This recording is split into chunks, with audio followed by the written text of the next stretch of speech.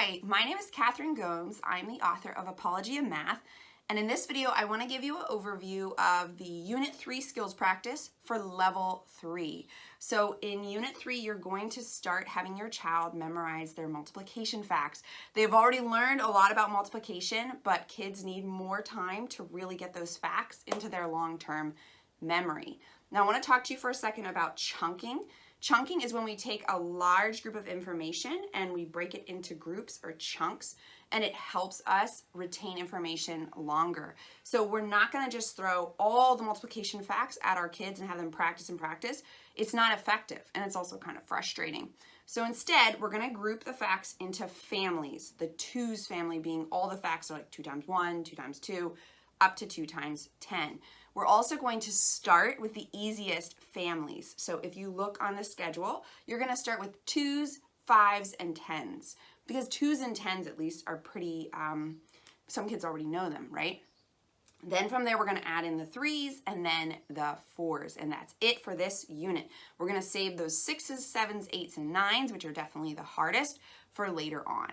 Now, the cool thing is, if your child already knows some of these fact families, like the 3s, think of that as a link, and then when they go to learn the 6s, they hook that information onto what they already know, and that's why chunking is so effective. All right, how are you going to practice? Well, you can always do flashcards, right? So I think flashcards are a great thing to have nearby for a quick practice. It's better than not doing any practice. It's not the most fun, but it is a quick fix. You'll notice here that this set has 12s in it. Most sets have 11s and 12s. You can go ahead and take those out. If you really want your child to learn them, that's fine, but all they really need to know is up to 10 times 10.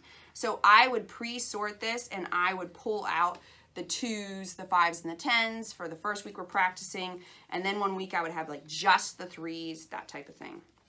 Now personally in our house we don't love to just flip through flashcards. We much prefer flashcard war. Each person takes half the stack.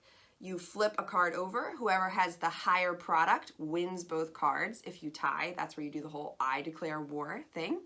And we don't play till someone wins all the flashcards because it takes a long time. I set a timer for like 4 minutes and we play, and then whoever has the higher stack wins. But that's just what we do here.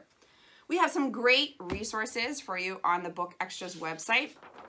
Fact mazes are super popular at our house. So if you look at this, you're going to skip count by 2s to get the B to, the hive.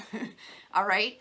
We have them for 2s. Of course, we have them for 5s, right? These are fun, quick, and it reinforces.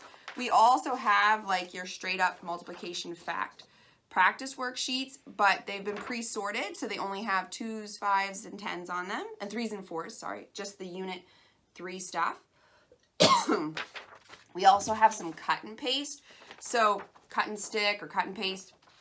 What's great about these is you already have the answer, so kids can use process of elimination to help them figure it out, and that helps. It makes it a little more accessible, a little easier.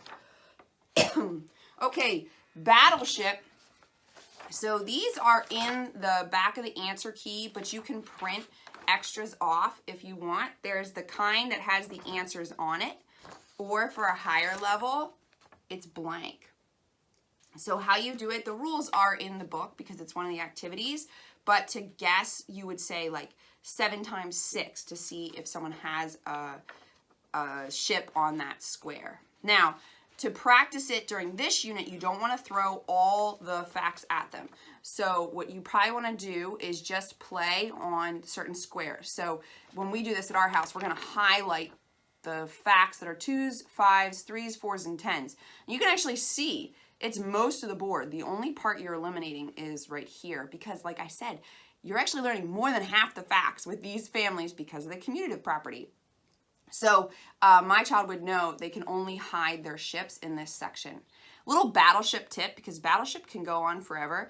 When we play Battleship as a family, mathematically or the regular game, we typically block certain rows because it dramatically shortens the game and makes it a little less, it can drag a while at the end if you can't find someone's ship. Okay, Last but definitely not least is songs. Now, to be honest with you, all these suggestions are great, but when it comes for us doing level 3, we are going to focus on songs. Music activates more of your brain, and you know this from personal experience. You can do so many different things to memorize, but if you sing something, you remember it so much more easily, and you remember it forever. It's part of how music activates our brains. So every family is a little different with music. I would pick a style that you like. You can look online. We have songs that we like that I know we're going to use, but just find something that your kid will enjoy, and you can just sing each morning before you do a lesson, and that's a great way for them to learn these facts.